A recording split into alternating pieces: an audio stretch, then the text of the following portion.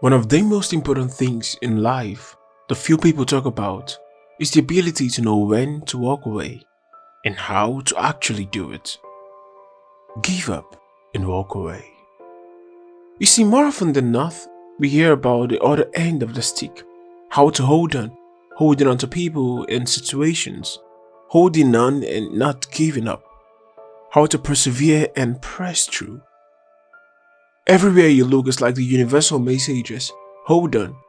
And while holding on and not giving up easily are very important to life and success, like everything else, they have their place. Just like knowing when to give up and walk away has its place.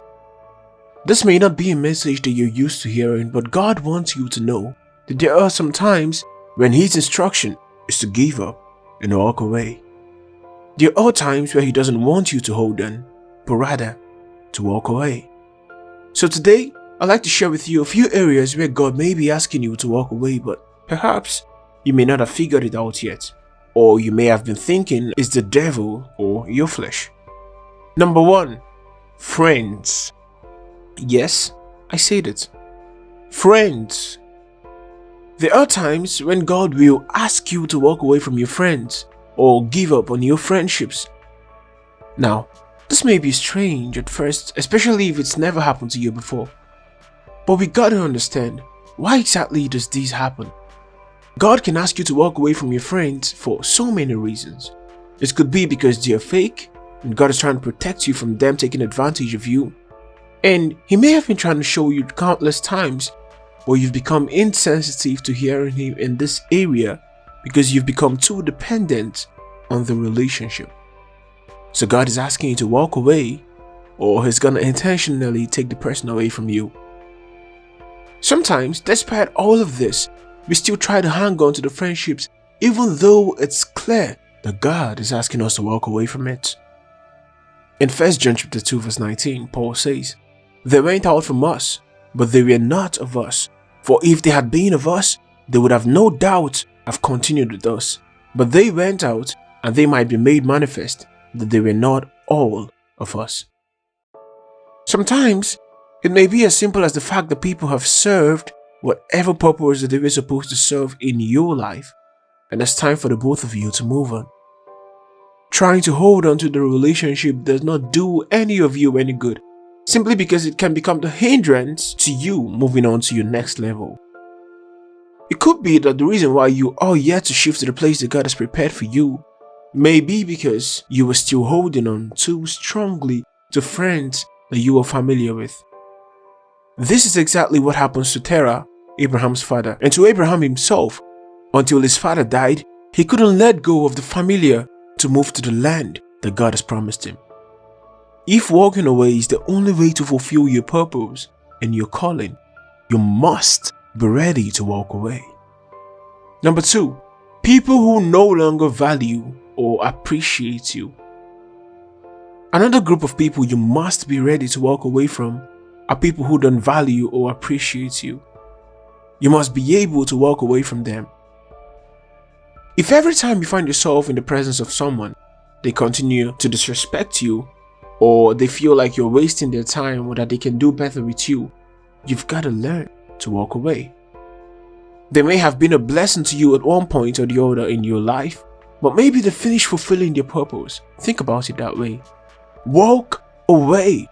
Don't let anyone make you feel like they are the only reason or way that you're going to be able to fulfill your purpose in life. Refuse to let anyone make you feel like they, and only they, are God's destiny for your life.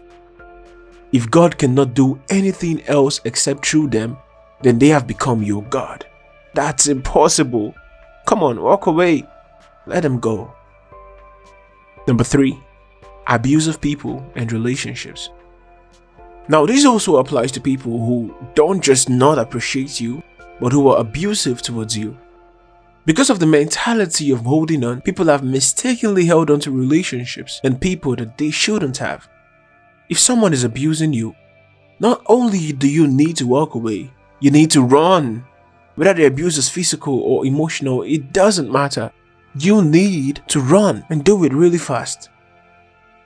It's not God's desire that you continue to endure abuse and put yourself in danger and damage just because you're trying to hold on. You must learn to walk away. Walk away from a friendship, a relationship, or even marriage where you are being abused and the person has refused to take correction. Number 4. Relationships without God's blessing. When you know a relationship doesn't have God's blessing in it, you must be able to walk away. Now, it could be a romantic relationship, a friendship, or even a business relationship. Don't stay in places where God has clearly told you to walk away. A wise person once said, "Stop trying to get God to bless something that He is not involved in or that He doesn't give His permission for." If you cannot trust the judgment of the person who is supposed to love you more than any other person, then who exactly can you trust?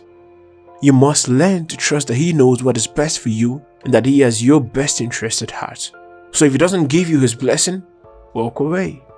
If you've gotten into a relationship without His blessing and you know that He clearly disapproves, the best thing you can do, and not just for yourself but for the other person too, is to walk away. Number 5. Abusive situations. Now, I know we've talked about abusive people, but just like there are abusive people, there are also abusive situations. If you find yourself in an abusive situation at work, at home, or wherever else, you've got to learn to walk away from those. Stop trying to prove a point to every person who decides not to believe in you or who challenges you. Don't get caught up fighting the wrong people and losing your focus on what is really important.